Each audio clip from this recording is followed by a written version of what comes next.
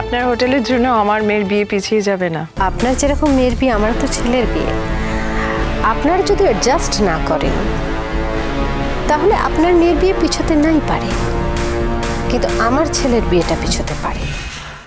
দেখো, আমি কখনোই চাইছিলাম না যে আমার মেয়ের যেই বাড়িতে বিয়ে হবে সেই বাড়ির দিকে লোকে আঙুল তুলে বলবে যে দেখো ওই বাড়ির আর একটা বউ পাড়ায় পাড়ায় গান গেয়ে বেড়ায়, আবার শাশুড়ি মা রাস্তার ধারে হোটেল খুলেছে। মানে ইনফ্যাক্ট এটাই আমার আপত্তির কারণ ছিল।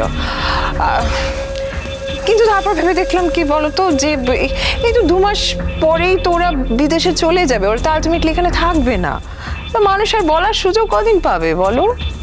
আমি তাই তিতলিকে বললাম যে দেখ তিতলি, ছেলেটা যখন ভালো তখন ঠিক আছে, তোকে ওখানে বিয়ে দেবো, এই আর কি। উনি তো যথেষ্ট শিক্ষিত মানুষ, লেখাপড়া করে চাকরি বাকরি করছেন, এটা উনি বুঝবেন না? উনি নিশ্চয়ই শ্বশুরের টাকা আপনার কাছে আসে বলে সব কাজকর্ম ছেড়ে হাত পা গুটিয়ে বসে থাকেন না।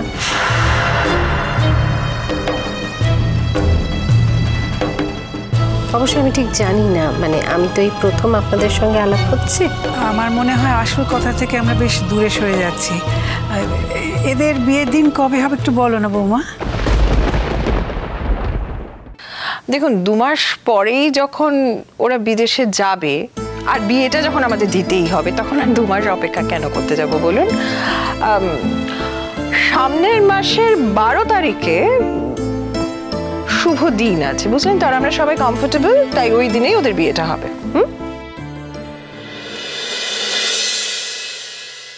আপনি কি করে জানলেন সবাই কমফোর্টেবল?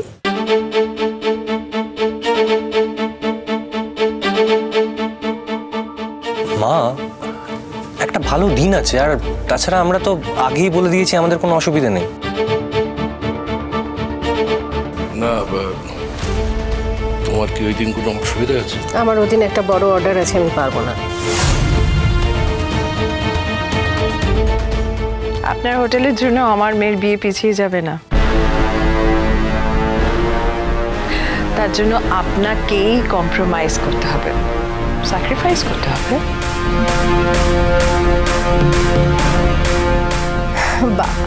আপনার যেরকম মেয়ের বিয়ে, আমার তো ছেলের বিয়ে। আপনার যদি অ্যাডজাস্ট না করেন তাহলে আপনার মেয়ের বিয়ে পিছোতে নাই পারে, কিন্তু আমার ছেলের বিয়েটা পিছোতে পারে।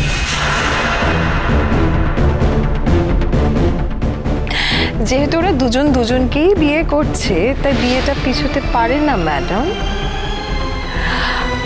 আমার মেয়ের বিয়ে ওই দিনেই হবে, নালে তিতলি তোমাকে কিছু ভাবতে হবে।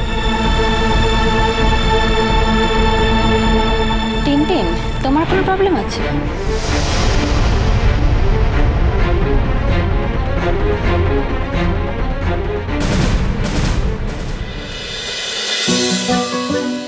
জল থই থই ভালোবাসা, সোম থেকে রবি প্রতিদিন রাত 9টায় স্টার জলসায় ও ডিজনি প্লাস হটস্টারে।